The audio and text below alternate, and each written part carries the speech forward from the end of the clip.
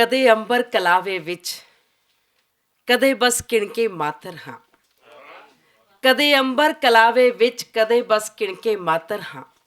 ਤੂੰ ਕਾਲੀ ਰਾਤ ਦਾ ਸੂਰਜ, ਮੈਂ ਧੁੰਦਲੀ ਲੋਹ ਦੀ ਕਾਤਰ ਹਾਂ।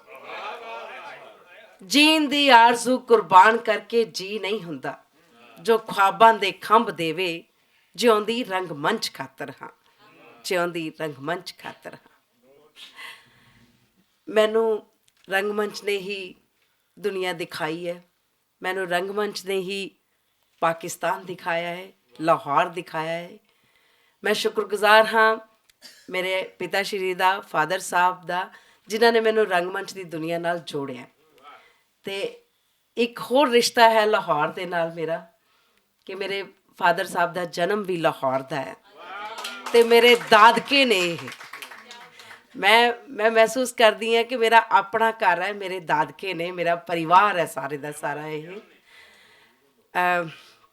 ਮੈਂ ਆਪਣੇ ਨਾਟਕ ਦੇ ਵਿੱਚੋਂ ਹੀ ਇੱਕ ਕਿਉਂਕਿ ਅੱਜ ਵੂਮਨ ਡੇ ਹੈ ਤਾਂ ਉਹਦੇ ਨਾਲ ਜੁੜਿਆ ਇੱਕ ਲਾਈਨ, ਕੁਛ ਲਾਈਨਾਂ ਸੁਣਾ ਦਿੰਦੀ ਹਾਂ ਤੁਹਾਨੂੰ ਇਸੇ ਨਾਟਕ ਦੇ ਵਿੱਚੋਂ, ਚਿੜੀ ਦੀ ਅੰਬਰ ਵੱਲ ਉਡਾਨ 'ਚੋਂ।